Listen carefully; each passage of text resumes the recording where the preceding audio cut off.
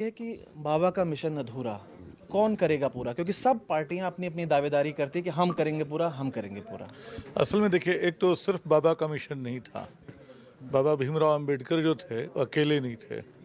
गांधी थे, नेहरू थे, पटेल थे। एक पूरी परंपरा थी आज़ादी की लड़ाई में, जिन्होंने एक बड़ा सपना देखा था, समानता का, बराबरी का, बहुभाषिकता का, बहुधार्मिकता का, बहुजातीयता का।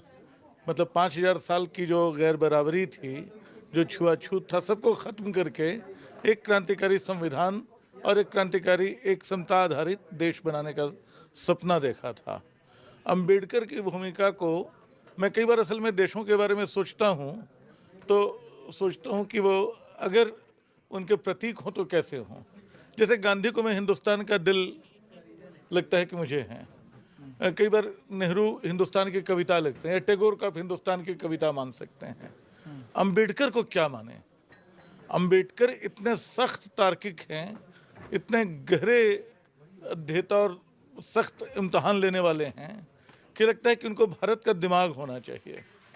अगर उस मिशन को लेके आगे बढ़ सकता है। अभी जो सियासी पार्टियां हैं उनमें अंततः जो दलित नुमाइंदगी को बिल्कुल, मतलब सिर्फ वोट प्रतिशत के आधार पे नहीं, मान्यताओं और बराबरी के सवाल के आधार पे जगह देगा, वो सपने को पूरा करेगा। देखिए, अंबेडकर, मतलब अब तो सब अंबेडकर के की बात करते हैं, बीजेपी बात करती है। अंबेडकर जो थे वो पूरे हिंदू धर्म को ख़त्म करना चाहते थे। उनके सामने उनका एक ही सुझाव था, जातिवाद को ख़त्म करने के लिए इस देश के कई विचारकों ने तरह तरह के सुझाव दिए हैं। अंबेडकर ने कहा कि जाति ख़त्म करने का एक ही तरीका है कि हिंदू धर्म को ख़त्म कर दो। क्या हिंदुत्व की राजनीति करने वाली पार्टियां इस प्रस्ताव अब पे आगे तैयार इसको होंगी? इसके सवाल पे आप अगले राउंड में आएंगे। संजय सर। बाबा साहब ने बहुत सारी चीज़ें कहीं। बाबा साहब के जीवन काल में मैं ये मानता हूँ जो सम्मान उनको नहीं मिला संविधान की रचना के बाद, वो सम्मान अब मिल रहा है। उसका कारण राजनीति है या हो सकता है, उसमें कोई संदेह नहीं है। लेकिन अगर आप देखेंगे तो उनके जीवन काल में वो लॉ मिनिस्टर बने और उससे उन्होंने रिज़ाइन किया। उनका इस्तीफ़ा जो है वो पढ़ने लायक है। उसके बाद उनका एक बीबीसी का इंटरव्यू है, वो सुनने के लायक है। उसके बाद अगर आप आगे के दौर में आएंगे तो एक प्रक्रिया ऐसी हुई कि भीमराव अम्बेडकर को उनके निधन के 34 साल के बाद भारत रत्न दिया गया। और उसके अंदर मतलब वो वीपी सिंह की सरकार थी, अलग तरह के पुल्स एंड प्रेशर, मतलब वो भाजपा और लेफ्ट दोनों बाहर से उनका समर्थन करती थी। उसके बाद आप देखेंगे पिछले कुछ सालों में भीमराव अंबेडकर जी का जिस तरह से जयंती मनाना, आप देखिए कितना एक्टिविज्म है पूरे देश में। आप स्वयं कह रहे थे बहुत सारे लोग जो मतलब कुछ नहीं मानते हैं वो भी पीछे अंबेडकर साहब की तस्वीर लगा करके मतलब आज बात करना अच्छा समझते हैं। जो आपने एक बात कही कि उत्तर प्रदेश को मतलब दलित मूवमेंट का, देखिए दलित मूवमेंट खत्म नहीं हुआ है, डिमिनिश नहीं हुआ है। एक पार्टी का उत्थान और ह्रास हुआ है, मैं इसको इस तरह से लूँगा। और भीमराव अंबेडकर की जो लिगेसी है, वो लिगेसी जो मतलब आज के डेट में या आने वाले बहुत सालों तक, कई दशकों तक, उनकी लिगेसी के लिए मारामारी भी होना अच्छी बात है। क्योंकि जब उनकी लिगेसी की आप मारामारी करेंगे तो आप उनके आदर्शों और विचारों का कुछ तो पालन करेंगे या कुछ उस हिसाब से चलेंगे। तो दूसरा चीज़ है कि कई बार आप उसमें भी दलित मूवमेंट, कई बार जय भीम का नारा जो दिया जाता है, वो जय भीम का नारा भी एक पॉलिटिकल वो नारा हो जाता है। अब हमारी संविधान की रचना, बाकी चीज़ों, काफ़ी कुछ समय पहले संसद में भी इस विषय पे काफ़ी गंभीर चर्चा हुई, काफ़ी लंबी चर्चा हुई। 2 मिनट का समय समाप्त, वो उधर से बताया जा रहा है, तो अगले दौर में अगली बातें। वैसे विचित सर। बाबा साहब ने जो एक सामाजिक भेदभाव और जो सामाजिक असमानता के खिलाफ जो बातें कही, तो उस मुझे लगता है कि वो चीज़ें अभी भी समाज में मौजूद हैं। दुर्भाग्य ये ख़त्म नहीं हो पाई। अभी अभी मैं देख रहा था, अभी भी कितनी स्टोरीज आती हैं कि कोई दलित जब घोड़ी पे चढ़ता है तो लोग उसका विरोध करते हैं, पुलिस फोर्स लगाकर जो है उसको घोड़ी पे बैठाना पड़ता है शादी में। या अभी आपने एक उदाहरण देखा कि एक दलित नेता मंदिर चले गया अलवर में, तो उस मंदिर को गंगा जल से पवित्र किया गया। हालांकि वो भाजपा के नेता थे, भाजपा ने उनको पार्टी से निकाला। अच्छा किया भाजपा ने, कम से कम एक मैसेज दिया कि भाई आप अगर कितने भी बड़े नेता हो, लेकिन अगर इस तरह का काम करोगे तो आप पार्टी से बाहर जाओगे। तो ख़ास तौर पे राजनीति पे हम लोग चर्चा करेंगे, लेकिन जो सामाजिक असमानता है वो अभी दूर होती नहीं दिखाई दे रही है। आप किसी भी गांव में जाएं तो आपको अलग दलित बस्ती दिखाई देगी। क्यों दिखाई देगी? उसमें आपको इंफ्रास्ट्रक्चर भी अलग दिखाई देगा, आपको टूटी सड़कें दिखाई देंगी, आपको सड़क पे बहती नाली दिखाई देगी, आपको तमाम गंदगियाँ दिखाई देंगी। तो ये जो, और आज़ादी के बाद तमाम सरकारें आई, लंबे समय तक कांग्रेस रही, भाजपा आई, दूसरी सरकारें भी आई, लेकिन ये चीज़ ख़त्म नहीं हो पाई। दूसरी बात ये है कि एक सामाजिक जो ये जो बुराई है उसमें जो जब तक समाज नहीं बदलेगा और जो समाज के लोगों की भावनाएं नहीं बदलेंगी कि अगर कोई दलित युवक सूट पहन लेता है, मूछें रख लेता है, घोड़े पे बैठ जाता है या मंदिर चला जाता है, तो आप उससे उसका तिरस्कार करते हैं या उसके साथ हिंसा करते हैं। तो मुझे लगता है कि इसमें एक बहुत आत्मचिंतन की, मंथन की समाज में ज़रूरत है, सबको ज़रूरत है। सिर्फ हम कहें कि ये राजनेताओं की जिम्मेदारी है, बिल्कुल राजनेताओं की जिम्मेदारी नहीं है, बल्कि जो समाज में जो बड़े बूढ़े हैं या जो परिवार में ये संस्कार सिखाया जाना चाहिए कि भाई आप किसी को भी जाति के आधार पर, धर्म के आधार पर, उसके कलर के आधार पर आप कोई भेदभाव ना करें। तो मुझे लगता है कि आज हम लोग जब इस महत्वपूर्ण विषय पर बात करें तो सबसे बड़ी श्रद्धांजलि या सबसे बड़ी याद बाबा साहब की होगी। तो मुझे लगता है कि ये काम परिवार से शुरू होना चाहिए। सुमित सर, इतने सालों के बाद भी आज भी असमानताएं दिखती हैं। आज भी दलित वर्ग के लोगों के पास वो सुविधाएं नहीं हैं, वो चीज़ें नहीं हैं। कितनी भी पार्टियां आ जाएं, और ये मैं सबके लिए बोल रहा हूँ, 75 सालों में हर पार्टी ने लगभग किसी न किसी तरीके से कहीं ना कहीं पे शासन किया है, पर कोई ये दावा नहीं कर सकता कि उसके शासनकाल के दौरान दलितों के साथ सबसे अच्छा बर्ताव हुआ। तो उनके पास असमानता है। अभी भी दलित वर्ग में शिक्षा की बेहद कमी है, शहरों में रहने के बावजूद भी उनके पास ये अधिकार नहीं कि अपनी आवाज़ उठा सकें। उनको आवाज़ उठाने के लिए एकजुट होना पड़ता है, इसीलिए वो समाज एकजुट रहता भी है। इसीलिए हम बोलते थे ना एक ज़माने में कि मायावती के पास तो इतना वोट है ही है, 18% 20%, आज से 10 साल पहले। तो वो स्थिति दिखती कि उनके अकेले उनकी आवाज़ कोई सुनता नहीं है, उनको दबाने के लिए 100 लठैत खड़े हो जाते हैं, 100 तरह के लोग आ जाते हैं। इसीलिए वो समाज में एकजुटता दिखाई देती है। ये सब कहने के बावजूद भी मैं होपफुल हूँ, आशावादी आदमी हूँ कि धीरे धीरे करके ये जो सोशल मीडिया की क्रांति हो रही है, ये बहुत बड़ा रोल प्ले कर रही है उस समाज को आगे लाने में। कितने भी इसके ड्रॉबैक क्यों ना हो, कितना भी इसमें आर्टिफिशियल इंटेलिजेंस क्यों ना आ रहा हो, कितना भी इसमें डीप फेक क्यों ना हो रहा हो, पर ये उन लोगों को एम्पावर कर रहा है उनके अधिकारों को, उनके हकों को दिलाने में। बहुत सी ऐसी वॉइसेस सोशल मीडिया पर रिसेंटली आई हैं जो दलित समाज से आती हैं और बहुत बड़ी फॉलोइंग है उनकी, मिलियंस फॉलोअर्स है। आपको विश्वास नहीं होगा, हम उन लोगों को जानते तक नहीं है, लेकिन बहुत बड़ी तादाद में। क्यों आ पा रहा है? उसकी सबसे बड़ी वजह यही है कि अब एक तो ये कनेक्टिविटी है, डेटा सस्ता है, और प्लस सबके पास स्मार्टफोन्स हैं, और उस समाज को भी लगने लगा है कि भाई हमको भी अपनी बात कहने की आज़ादी है। अभी यहीं से शुरू करता हूँ, फिर आगे चलेंगे। 1:56 हो गया। कौन पूरा करेगा? पहली बात तो यह है कि ओपनिंग स्टेटमेंट ये है कि आपने ये पूछा कि क्या कौन पूरा करेगा। पहली बात तो यह है कि राजनीतिक दलों से ये उम्मीद मत करिए, क्योंकि डॉक्टर भीमराव अंबेडकर आज सिर्फ इसलिए याद किए जाते हैं राजनीतिक दलों के रूप से। मुझे लगता है कि उनके साथ लोगों को लगता है कि 15% दलित वोट जुड़े हुए हैं। दलितों की एकजुटता का सवाल है और इसलिए वो याद करते हैं। नहीं तो जिस समय डॉक्टर अंबेडकर जीवित थे, पूरे उस घटनाक्रम में एक महात्मा गांधी को छोड़कर कोई ऐसा नहीं था जो गांधी को पसंद करता था। अंबेडकर को लेकर के एक गांधी के अलावा कोई नहीं था जो कि पसंद करता था। क्योंकि उस समय आप देखिए संविधान सभा में चाहे वो नेहरू हो चाहे वो पटेल हो, बल्कि नेहरू से ज़्यादा पटेल नापसंद करते थे। और जनसंघ के लोग, जिसमें जनसंघ बना नहीं था, बल्कि 1951 में जब उन्होंने हिंदू कोड बिल पर इस्तीफा दिया था, जनसंघ उस कोड बिल के विरोध में था। ये एक ऐसी बात है जिससे आप समझ सकते हैं कि अंबेडकर किसी को पसंद नहीं थे, बल्कि नेहरू कुछ हद तक हिंदू कोड बिल के सवाल पर अंबेडकर और नेहरू दोनों एक राय के थे। वो बात नहीं बनी, सिलेक्ट कमेटी में मामला गया, मामला उलझ गया। दूसरी बात है, गांधी को अंबेडकर क्यों पसंद थे? क्योंकि गांधी का मामला वोट से जुड़ा हुआ नहीं था, गांधी को कोई राजसत्ता नहीं चाहिए था। गांधी की ही पहल पर अंबेडकर संविधान सभा में गए थे। गांधी की ही पहल पर जब वो खुलना से जो बाद में पाकिस्तान में चला गया, तो अंबेडकर को मुंबई से एक उम्मीदवार को हटा करके अंबेडकर को संविधान सभा में भेजा गया। गांधी के ही कहने पर वो संविधान ड्राफ्टिंग कमेटी के चेयरमैन बने और गांधी के ही पहल पर वो कानून मंत्री भी बने थे। तो अब चूंकि न तो गांधी हैं न अंबेडकर हैं, बस गांधी और अंबेडकर की विरासत है।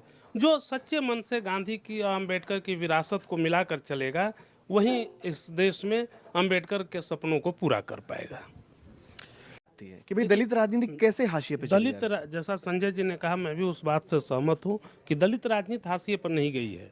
अगर आप ये सोचते हो कि कोई दलित व्यक्ति दलित हो और वहीं अगर उनका नेतृत्व कर सकता है, तो हमें लगता है उस दृष्टिकोण से आप सोच सकते हैं। लेकिन तब ये भी सोचना चाहिए कि जो आंदोलन नेहरू अंबेडकर के बाद कांशीराम ने चलाया, वो फिर कोई मूवमेंट वैसा पैदा करने वाला नहीं हुआ।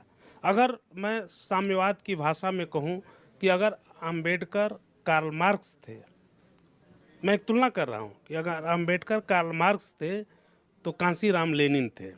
अंबेडकर ने मार्क्स ने जो सिद्धांत दिया था साम्यवाद का, उस सिद्धांत को ज़मीन पर उतारा लेनिन ने। अंबेडकर ने जो समता की बात या दलितों पिछड़ों के हकों और हितों की बात की, उसके लिए असली लड़ाई या जन जागरूकता वो कांशीराम पैदा कर पाया, उससे पहले कोई नहीं कर पाया। यहाँ तक कि अंबेडकर खुद अपना चुनाव 2 बार लड़े और दोनों बार हार गए। कांशीराम भी हारे और कांशीराम का एक नारा था कि पहला चुनाव हारने के लिए, दूसरा हराने के लिए और तीसरा जीतने के लिए जीता जाता है। ये एक स्थिति हुई। दूसरी बात कि कांग्रेस ये बात सही है कि इस मामले में सफल रही कि पिछली बार उसने नैरेटिव गढ़ा कि अगर 400 पार सीटें आएगी तो ये संविधान बदल देंगे, और उसने जो भी नैरेटिव गढ़ा वो नैरेटिव बीजेपी के ही कुछ नेताओं के बयान के आधार। लेकिन इससे कांग्रेस पार्टी कोई संविधान के प्रति बहुत जागरूक और संविधान और अंबेडकर के हितैषी या अंबेडकर को बहुत सम्मान देने वाली हो जाती है, ये नहीं दिखता। ये सवाल तो बार बार उठेगा ही कि जब 1954 से ही भारत रत्न दिया जाने लगा था, तो आपने अंबेडकर को भारत रत्न देने में क्यों देरी की? क्यों नहीं देरी, क्या की? आपने दी नहीं। बीपी सिंह की सरकार ने दिया उनको भारत रत्न। आप दे सकते थे, आपने उससे पहले तमाम गाने बजाने वालों को भी दे दिया। हम उनका माने अपमान नहीं कर रहे हैं, वो भी सम्मानित लोग थे।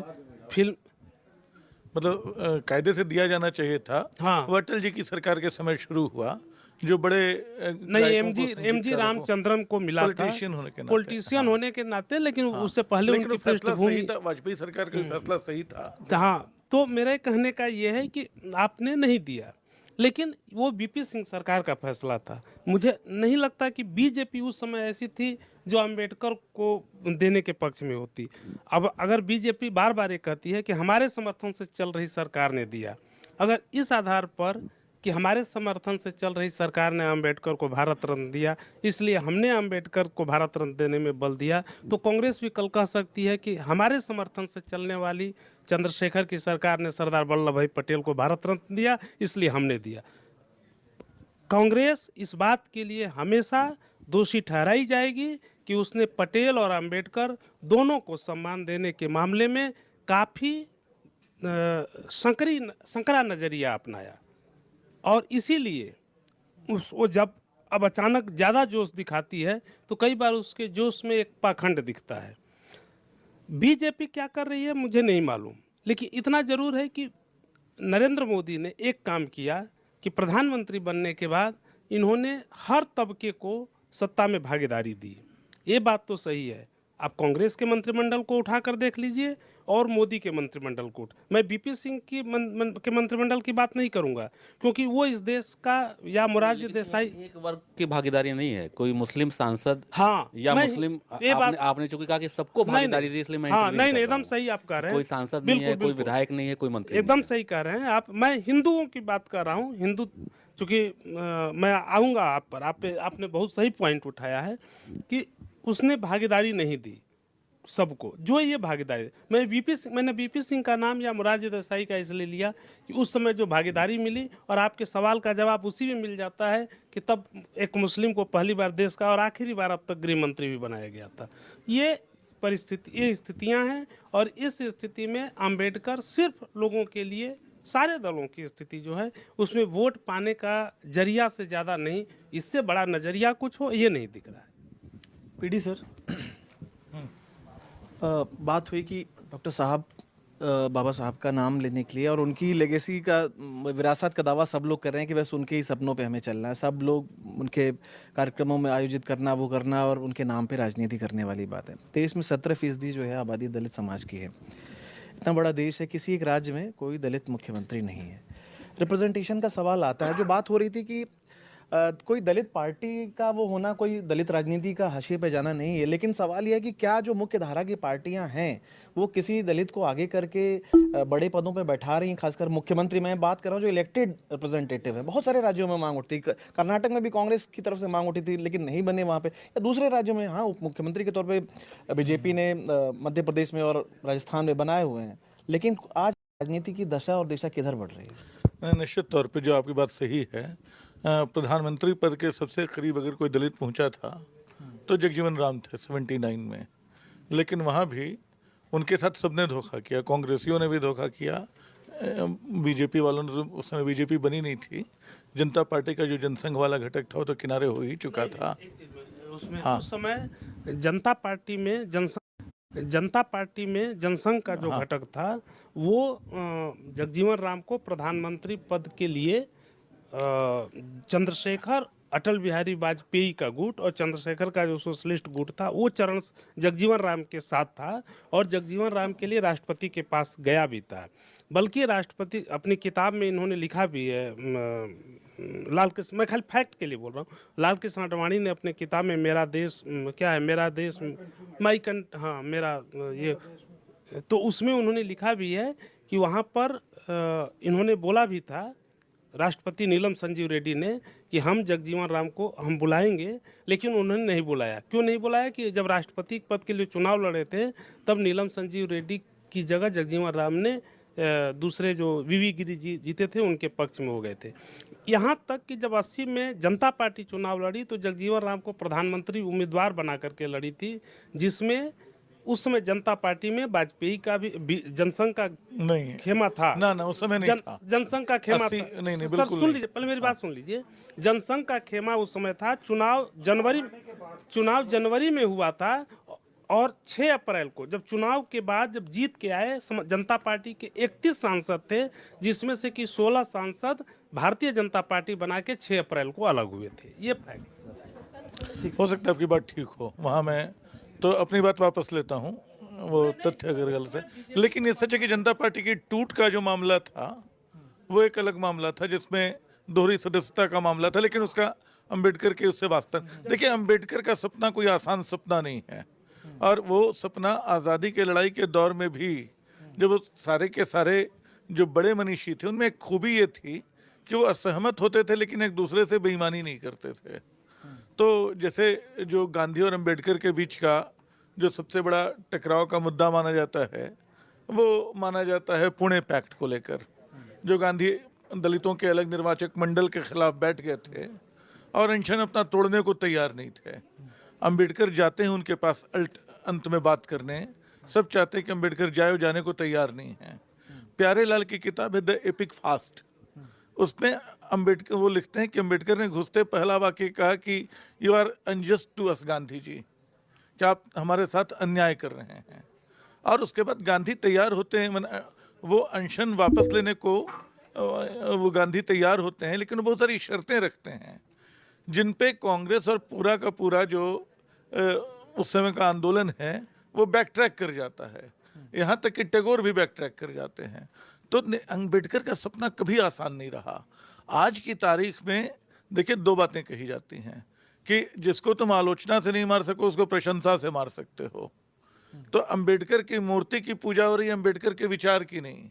अंबेडकर को जो भारत रत्न दिया जा रहा है, स्टालिन के बारे में किस्सा बोलते हैं कि स्टालिन ने अपने बेटे को किसी काम से रोका, तो उसके बेटे ने कहा कि अरे मैं ऐसा कर सकता हूँ, मैं स्टालिन का बेटा हूँ। तो उसने कहा कि स्टालिन मैं भी नहीं हूँ, असल स्टालिन वो है जो रूसी जनता के दिलों में है, रूसी मीडिया में है, जो सारे संसार में जिसकी एक इमेज है, वो इमेज स्टालिन है। रियल स्टालिन जो मैं हूँ वो स्टालिन नहीं है। तो ये सच है कि अंबेडकर जो थे और अंबेडकर की मूर्ति, अंबेडकर की विरासत बहुत मुश्किल विरासत है, वो इन अवसर परस्त लोगों से नहीं टिकेगी। आप जय श्री राम और जय भीम दोनों एक साथ नहीं बोल सकते हैं, आपको एक चुनना होगा उसमें। जय भीम आज देखिए, आज अंबेडकर जयंती के पैरेलल व्हाट्सएप पे एक नया खेल शुरू हो गया है, आर्यभट्ट की जयंती बनाई जा रही है, जो आज नहीं है। महान गणितज्ञ आर्यभट्ट की जयंती के 2 संदेश मेरे पास दोपहर से आ गए, क्योंकि सवेरे से अंबेडकर के संदेश आ रहे थे। तो अचानक एक खेमा सक्रिय हो गया है, और उस खेमे की त्वचा आप खुरच कर देख लीजिए, वो पता चल जाएगा कहाँ से आ रहा है। तो अंबेडकर आर्यभट्ट की जयंती होती तब भी मान लेते, उसकी जयंती ईसा पूर्व 400-500 साल पहले जो आदमी पैदा हुआ, उसकी जयंती खोजना आसान नहीं है। और जो जयंती बताई जाती है सितंबर में कभी बताई जाती है, लेकिन अचानक अप्रैल महीने में 14 अप्रैल को आर्यभट्ट जयंती के संदेश, पता नहीं आप लोगों के पास आए कि नहीं, मेरे पास अभी अभी 2 संदेश आए हैं, और एक मेरे फैमिली ग्रुप में आया है। यानी एक बूढ़ा आदमी भेजता है तो बच्चे लोग भी मान लेते हैं कि पापा तो ठीक कह रहे होंगे। तो एक दुष्प्रचार जो है, या एक अंबेडकर के कद को काटने की, विचार को तो छूना दूर है, विचार को तो हाथ लगाएंगे तो जल जाएंगे। अंबेडकर की मूर्ति को प्रणाम करना, अंबेडकर की को भारत रत्न और क्या क्या रत्न, अब जितने रत्नों से लाद दीजिए, लेकिन जब तक आप किसी दलित को घोड़ी पे चढ़ने का मौका नहीं देंगे, जब तक आप उसको मंदिर में प्रवेश की आज़ादी नहीं देंगे, जब तक आप मंदिर साफ करते रहेंगे, तो सारे रत्न बेकार हैं। अंबेडकर का सपना कोई सत्ता का, कांशीराम और अंबेडकर में एक फ़र्क था। अंबेडकर संगठन को, शिक्षा को इम्पोर्टेंट मानते थे, कांशीराम ने सारा खेल पलट दिया। वो बोला कि वो पंजाबी थे, वो गुरु किल्ली शब्द इस्तेमाल करते थे। वो बोले कि मास्टर की जो है, गुरु किल्ली जो है, सत्ता है। तुम सत्ता हासिल कर लो, उसके बाद तुमको सम्मान भी मिलेगा, शिक्षा भी हासिल कर लोगे, सब कुछ कर लोगे। और जो पूरा का पूरा कांशीराम का आंदोलन है, जिसमें बोलते हैं कि हमको नागनाथ चाहिए, सापनाथ चाहिए, जो भी हमारा साथ दे, वो मतलब क्लीन चिट किसी को नहीं देते हैं। कांशीराम बहुत बेसिक खरे तौर पे ईमानदार आदमी हैं कि हम बीजेपी का समर्थन लेंगे क्योंकि हमारी मजबूरी है, लेकिन हम जानते हैं कि एक नागनाथ है, दूसरा सांपनाथ है।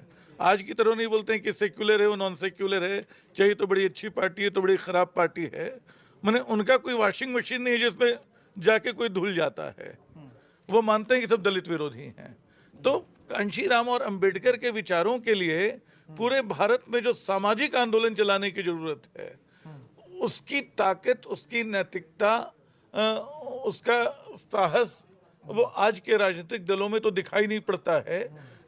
देखिए, जो बहुसंख्यक पहचान है वो कई तरहों से बनती है।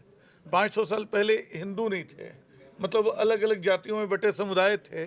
बहुसंख्यक कई तरह के हो सकते हैं। वो बहुसंख्यक, इनको डर लगता है कि वो बहुसंख्यक कोई दूसरी तरह का ना हो जाए।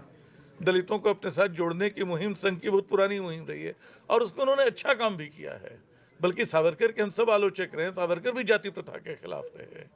तो लेकिन हिंदू एकता के लिए जो जमीन चाहिए, उस पे बहुत बड़ी दीवार खड़ी है, जो अगड़ा पूर्वग्रह की दीवार है, जो जय श्री राम की दीवार है। इसको आगे बढ़ाते हैं संजय सर। हम बात कर रहे हैं अंबेडकर की, और हो क्या रहा है, हिंदू रैंट, मतलब एंटी हिंदू रैंट जो है वो प्रमुखता से उभर करके आ रहा है कि 500 साल पहले हिंदू नहीं थे। अंबेडकर की बात बस आखिरी लाइन में जोड़ दूं। सर मेरे को बोल लेने दीजिए, आपने बहुत कुछ बोल दिया है, तो इसलिए उसका थोड़ा सा प्रत्युत्तर जरूरी है कि 500 साल पहले हिंदू नहीं थे, केवल जाति थी, मतलब ये एक अलग अवधारणा है। उसके बाद अवधारणा हो गई कि जय श्री राम जो है सबसे बड़ा इसका वो है। अरे प्रभु, केवट की नाव चढ़े, केवट कौन होते हैं?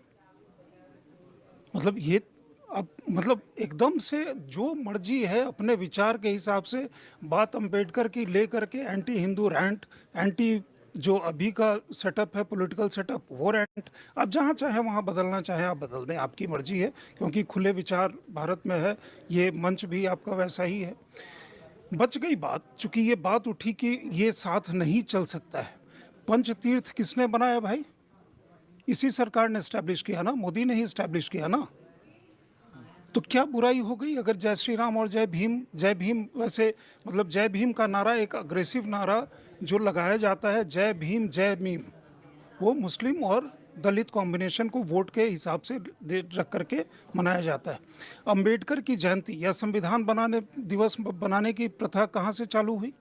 आप किसी को कहते हैं प्रशंसा से मार दो, किसका वो नहीं कर सकते, प्रशंसा से मार दो, क्योंकि आपको ये पच नहीं रहा है कि ये भी हिंदुत्व की पॉलिटिक्स करने वाला वो कर सकता है।